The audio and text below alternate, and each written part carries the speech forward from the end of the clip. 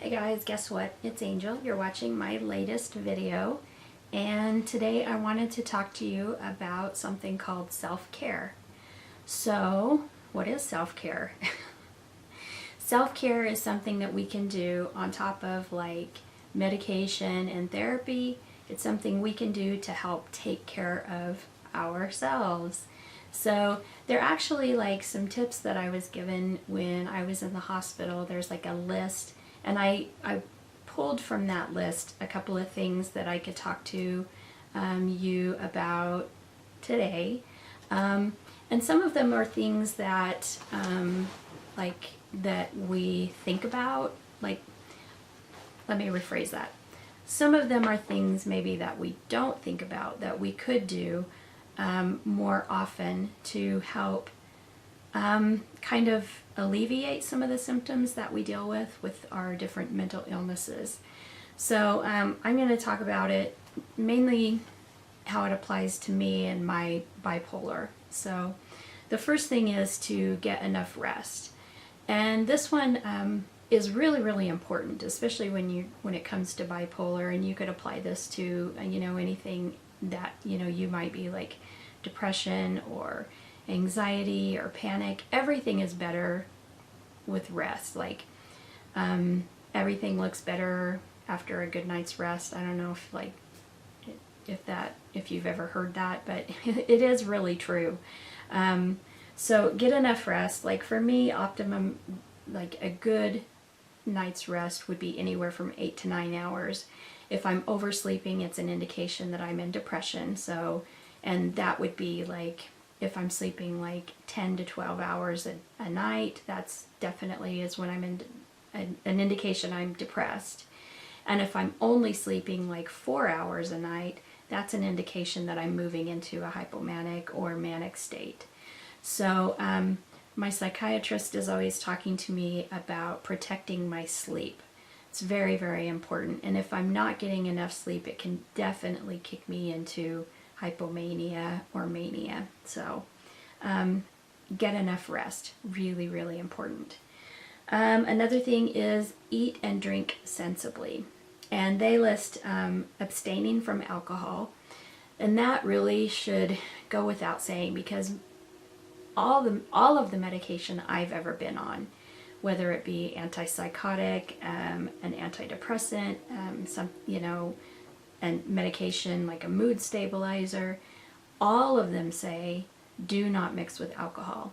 So if you're on a medication like that and you are using alcohol, you've got to cut that out. And if it's something that you feel like is a challenge that you can't do, you've got to go talk to your doctor about it and work with your doctor to get that taken care of. The other thing is eating sensibly. So what does that mean? Again, going back to the medication thing, all of the medications I've been on, antipsychotic, antidepressant, mood stabilizer, all of those medications have a tendency to kick up your not your metabolism. That would be great. They kick up your appetite. So for instance, like I was on Seroquel, the first 2 years that I was on Seroquel, I put on 20 pounds. And if we look at like lithium, I was on lithium for the first month I was on lithium, I put on 10 pounds. I mean, that was just out of control. So you want to watch what you're eating and also just be aware, like get on the scale. Be aware of what's going on, and like if you're eating more than I think most of us know when we're overeating, and if it's really becoming a problem, again, talk to your doctor about it. See what kind of solutions you can that you can use, what kind of different things you can use to help mitigate that. So the second thing here is assert yourself. And what they mean by assert yourself is that it's okay to say no to things. I think a lot of times we want to like be that person who can do everything, and we want to like just I think too, like for me, well, so I'll get into that in just a second, but we want to be able to do everything. For instance, like when my son was younger and I was that mom that I wanted to be the super mom. I wanted, every time anybody asked me to volunteer and do anything, I always said yes. And a lot of it was because I didn't know that it was okay to say no. I wish I had known that then, because I would say yes, I would overload myself, and it always ended badly. Because I would overschedule, and then I would have to, bow out of things, and I would feel bad about it. I think now it's okay to, like for me now, I implement that because I know that if I say yes to some things, I may not be able to come through at the other end. You know what I mean? So I have to really be careful and really think about what I'm saying yes to. And it doesn't mean that I say no to everything. It just means that I really have to determine what I'm going to be able to follow through on. So I'm just a lot more mindful of what I say yes to now. And that just is me dealing, with the bipolar issue. So the other thing too is that it's okay to set boundaries. And boundaries, I think, are really a healthy thing. For instance, like I had a couple of unhealthy relationships in my life. And when I learned in therapy that you could set boundaries with people, it was really very, first of all, it was new information. And I just thought, man, I would have loved to have had this information when I was like a teenager, But for the relationships that were unhealthy, once I set those boundaries, those relationships have actually improved. And so it was like a big weight lifted off my shoulders, and just really, really great information to know that I could set boundaries. And that if the people that I set those boundaries with, if they didn't fall into those, that I could just say, hey, I'm not dealing with you right now because I said this was okay behavior. You went outside of that, and I can't deal with that, so I'm just going to, and it worked, So those are that's like two things that I wish I had known a long time ago. Okay, so the next thing is to allow yourself an occasional treat. And first of all, you have to figure out what you consider a treat. Like for me, I like to have my nails done. And so every 2 weeks I go and I have my nails done, and that is what I consider a treat. I also like really nice candles. And so from time to time I will go and buy, a really nice candle.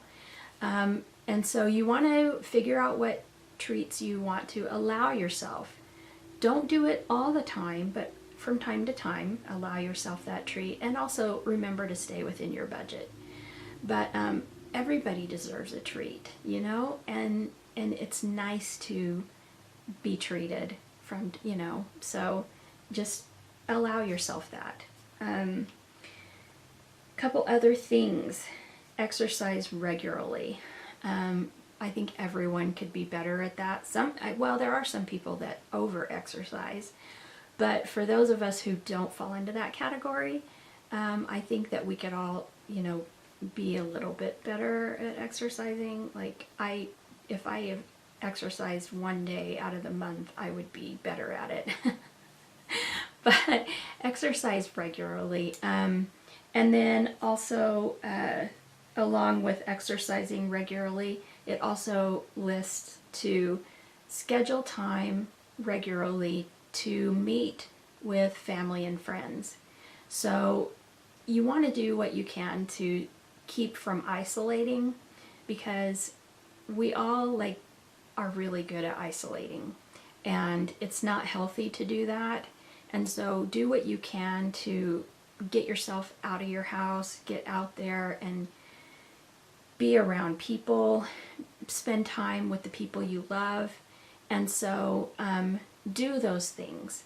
They're just, you wouldn't think that these things would fall under self-care, but they really do. So along with the exercising regularly and the spending time with family and friends, I'm going to throw in there like one other thing, and that is to purchase a planner.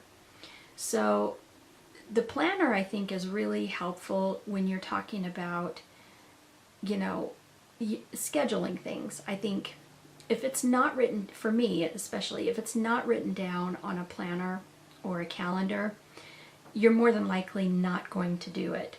But if you see something written down and you have a time set aside for it, you're more than likely going to do it.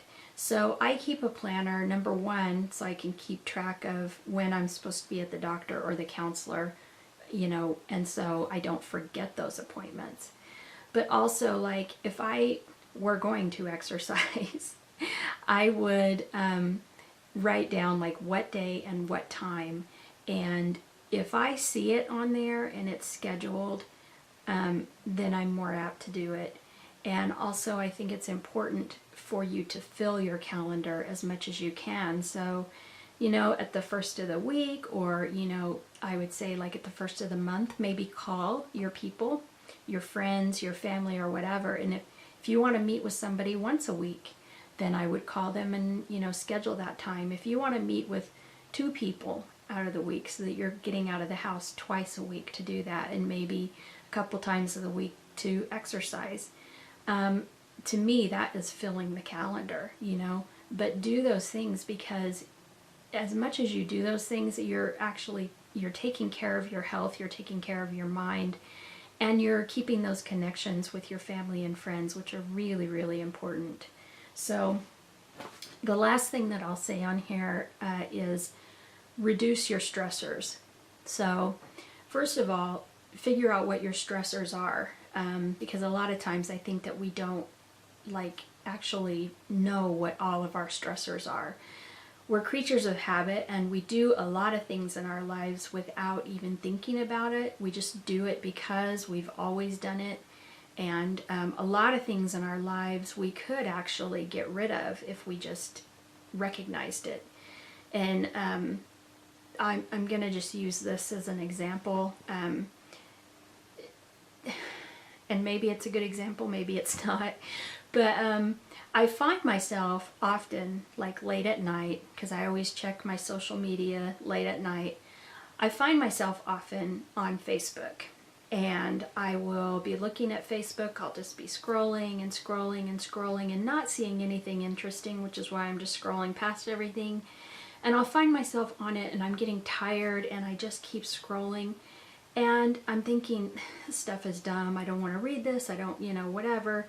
And eventually it dawns on me that I don't have to keep scrolling. Nobody is forcing me to do it. I'm just doing it because I, you know, the more I do this, the more it goes up, you know. And once it dawns on me that I don't have to continue doing this, I stop and I turn it off and I go to bed. And I think that we do stuff like that a lot in our life, where it's stuff that we don't want to do, but we do it because we've just always done it. And if we look at our lives, figure out what it is in your life that you can eliminate. And it might be a good thing, it might be something that isn't, maybe not a bad thing, it's just kind of there. Figure out what those things are and get rid of them. Less is more, you know. So you get rid of the things that you can, and then you're going to have some stressors that you can't get rid of. Those things that you can't get rid of, then you want to figure out who is in your life that you can maybe ask to help with some of those stressors. Can somebody else help you carry that weight, you know? You want to just be active in trying to figure out what you can do to reduce the stress in your life. So when I came across this paper on positive self-care, I looked it over and I just thought, these are really good things that I haven't thought of for a long time, and I wanted to pass them along to you guys. So with that, that's the video. I hope you guys liked the video. If you liked it, give it a thumbs up. If you didn't like it, don't give it a thumbs down. You can give it a thumbs down if you want to, but that's just not very nice, I guess. I don't know. Subscribe if you haven't already. And then there's a little bell that's right next to the subscribe button. Click on that too. That'll notify you anytime I post a new video. I hope this video finds you well. Leave a comment below on any other ideas that you have for positive self-care. And I hope this video finds you well. I hope you have a great day. I hope you have a great week. And until we talk again, bye.